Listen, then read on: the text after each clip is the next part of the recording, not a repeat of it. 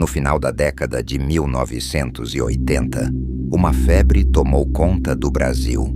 O boneco fofão, inspirado no personagem infantil da TV, tornou-se um dos brinquedos mais desejados pelas crianças. Seu rosto bochechudo e sorriso amigável pareciam inofensivos, mas uma história sombria começava a surgir nos bastidores desse sucesso. Dizem que tudo começou em uma pequena cidade do interior. Ana, uma jovem mãe, havia comprado o boneco para seu filho Lucas como presente de aniversário. A criança, encantada, carregava o fofão para todos os lugares, conversando com ele como se fosse um amigo de verdade. Era uma cena comum, até que, aos poucos, Ana começou a notar coisas estranhas. Na primeira noite, enquanto Lucas dormia, Ana ouviu barulhos vindo do quarto dele. Quando abriu a porta, encontrou o boneco sentado na beirada da cama, mesmo que ela tivesse certeza de tê-lo deixado no chão. Pensando que fosse apenas uma brincadeira do filho, ela o colocou de volta no lugar e voltou para sua cama. Mas os barulhos continuaram nas noites seguintes, sempre vindo do mesmo quarto.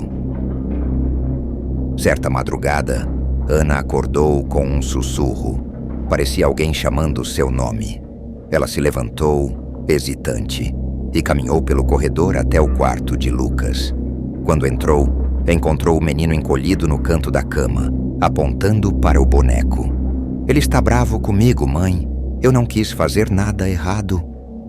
Lucas chorava, mas antes que Ana pudesse entender o que estava acontecendo, o boneco caiu no chão, como se tivesse sido empurrado por algo invisível.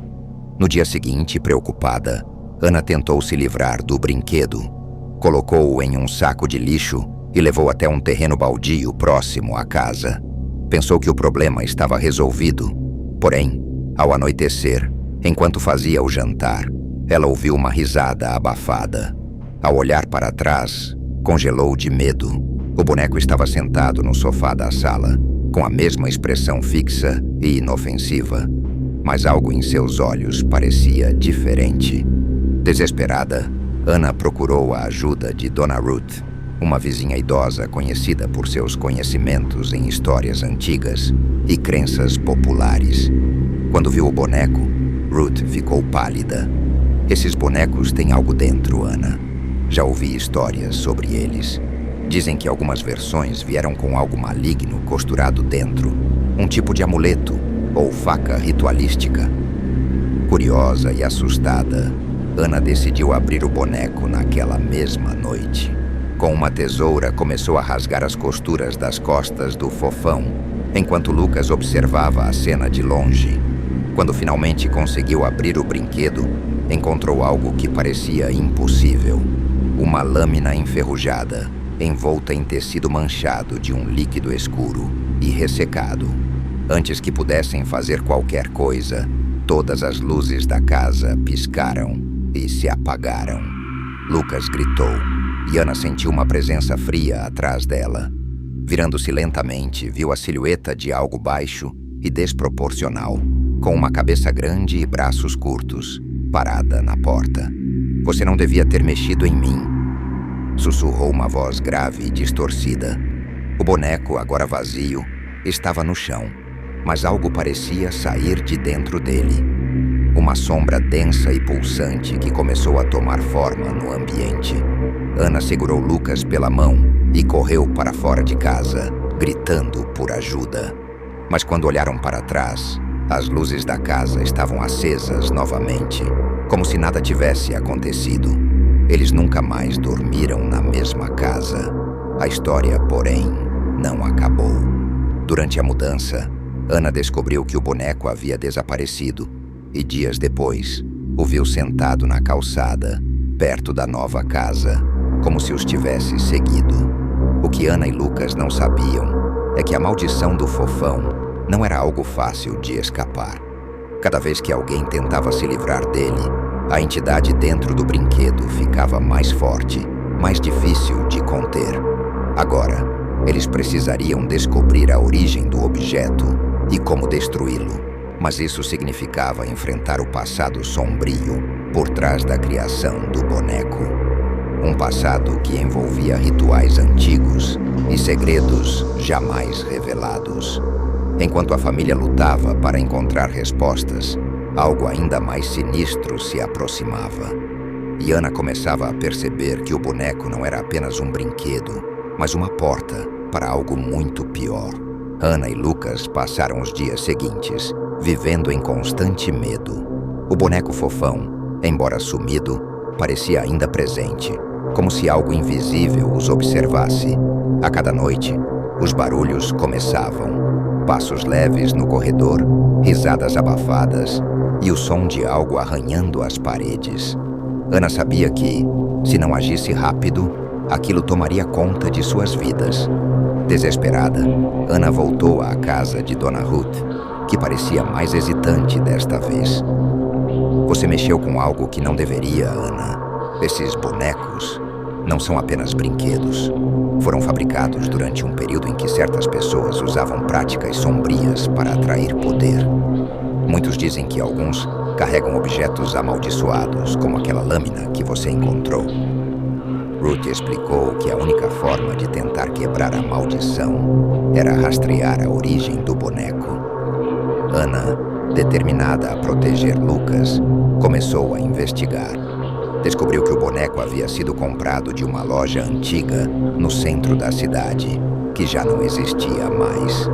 Mas ao conversar com vizinhos e outros conhecidos, ouviu um rumor. O dono da loja, um homem chamado Alcebíades, tinha desaparecido misteriosamente anos atrás. Alguns diziam que ele era envolvido em cultos estranhos e vendia objetos usados em rituais como brinquedos inofensivos. Ana seguiu as pistas até encontrar um galpão abandonado que, supostamente, havia sido o depósito da loja de Alcebíades. A entrada era coberta por plantas e a atmosfera parecia sufocante, como se algo ali estivesse esperando por ela. Segurando Lucas pela mão, ela entrou, munida de uma lanterna e de toda a coragem que conseguiu reunir. Dentro do galpão, a poeira dançava no ar iluminada pela fraca luz da lanterna. Bonecos fofão estavam espalhados por todo lado, alguns mutilados, outros em perfeito estado, mas todos pareciam errados. Suas expressões sorridentes pareciam zombar de Ana, e ela podia jurar que os olhos de alguns seguiam seus movimentos. De repente, um som metálico ecoou pelo galpão. Algo caiu de uma prateleira no fundo, e Ana sentiu o coração disparar. "Fique aqui, Lucas", ela sussurrou, mas o garoto se agarrou ao braço dela, aterrorizado. Ambos se aproximaram lentamente e, ao iluminarem o chão, viram uma faca idêntica à que haviam encontrado dentro do boneco em casa. Quando Ana pegou a lâmina, o ambiente mudou. As paredes do galpão começaram a escurecer, como se fossem consumidas por uma sombra viva. As portas se fecharam com força e a luz da lanterna piscou até apagar. No breu, a risada grave e distorcida ecoou novamente. "Você veio ao meu lar." A voz sussurrou, ressoando por todos os cantos. De repente, dezenas de olhos vermelhos se acenderam na escuridão. Os bonecos começaram a se mover, arrastando-se em direção a Ana e Lucas. Apavorados, os dois correram para trás, mas a única saída estava bloqueada. "O que você quer de nós?" Ana gritou, segurando Lucas com força. A voz respondeu: "Vocês me libertaram. Agora eu quero viver." Uma das figuras começou a tomar forma no centro do galpão. Não era mais apenas um boneco. Era algo maior, mais grotesco, feito de pedaços de vários fofões costurados juntos, com um sorriso deformado e olhos que brilhavam como brasas. A criatura estendeu os braços e as lâminas enferrujadas começaram a flutuar ao seu redor, girando lentamente. Ana sabia que precisava agir. Lembrou-se das palavras de Dona Ruth sobre a lâmina e concluiu que, se a maldição estava presa àquele objeto, talvez destruí-lo fosse a solução. Mas como? Cercada por bonecos possuídos e sem saída, Ana percebeu que sua única chance era enfrentar o medo.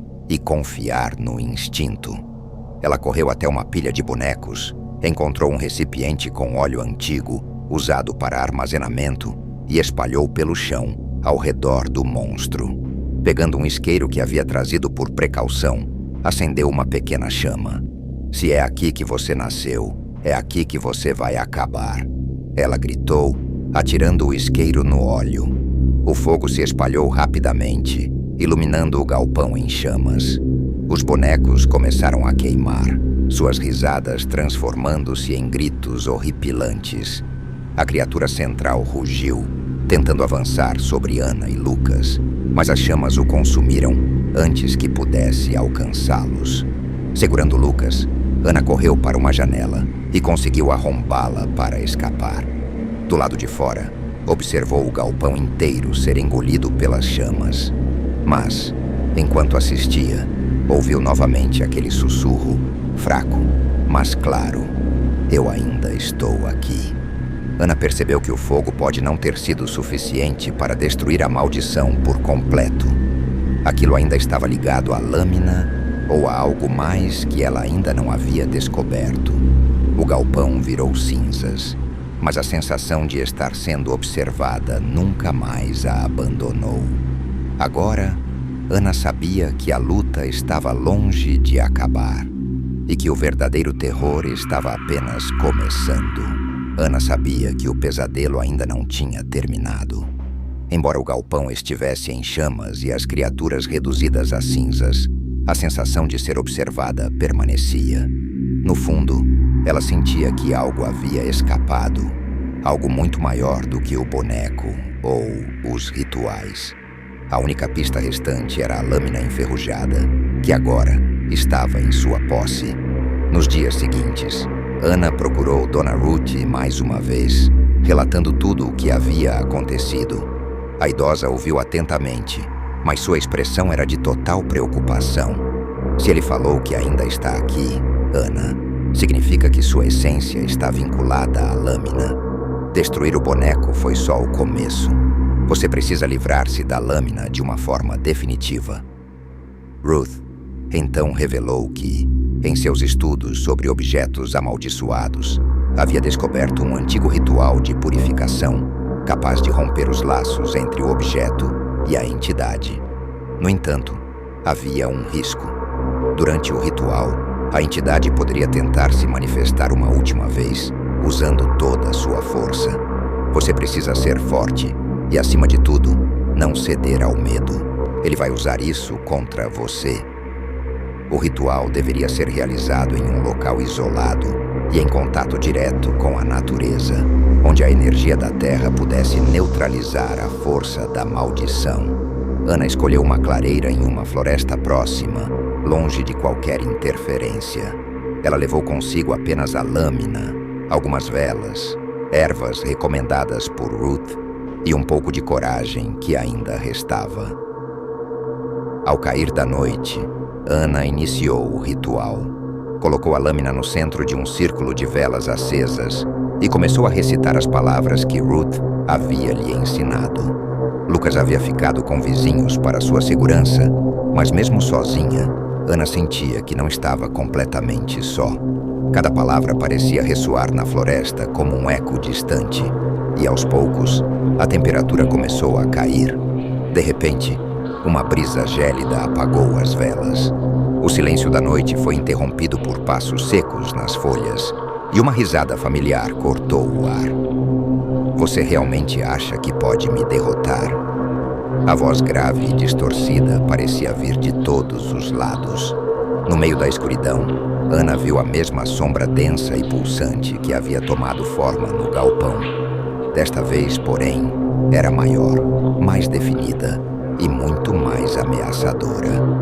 Olhos vermelhos brilhavam em sua direção e a sombra começou a avançar. Anna tentou continuar o ritual, mas a presença era esmagadora. Vozes sussurravam em sua mente, tentando convencê-la a desistir. "Você não é forte o suficiente. Por que lutar? Apenas entregue a lâmina e eu deixarei vocês em paz." Mas Anna sabia que era mentira. Fechou os olhos, respirou fundo e se lembrou do motivo pelo qual estava ali: proteger Lucas. Reunindo toda a sua coragem, ela gritou as últimas palavras do ritual, segurando a lâmina no alto. A entidade soltou um rugido ensurdecedor e uma luz intensa irrompeu do círculo de velas. A terra tremeu e a sombra começou a se dissipar, gritando enquanto desaparecia. A lâmina, por sua vez, começou a brilhar em um tom avermelhado, até rachar e se partir em pedaços. Quando tudo terminou, Ana caiu de joelhos, exausta, mas aliviada. O ar na clareira parecia mais leve e o silêncio retornou. A entidade finalmente havia sido destruída e a lâmina, sua última conexão com este mundo, agora era apenas um monte de fragmentos inofensivos. Dias depois, Ana tentou seguir com sua vida. Ela sabia que nunca esqueceria o que havia acontecido, mas sentia que o pior havia passado. Lucas voltou a brincar como uma criança normal, e o sorriso em seu rosto era a maior recompensa para Ana. No entanto, uma última sombra pairava sobre ela. Em uma noite silenciosa, enquanto guardava alguns objetos no sótão, Ana encontrou algo que a fez estremecer. No canto mais escuro, coberto por poeira, estava um boneco fofão, intacto, com o mesmo sorriso fixo, e seus olhos pareciam observá-la novamente.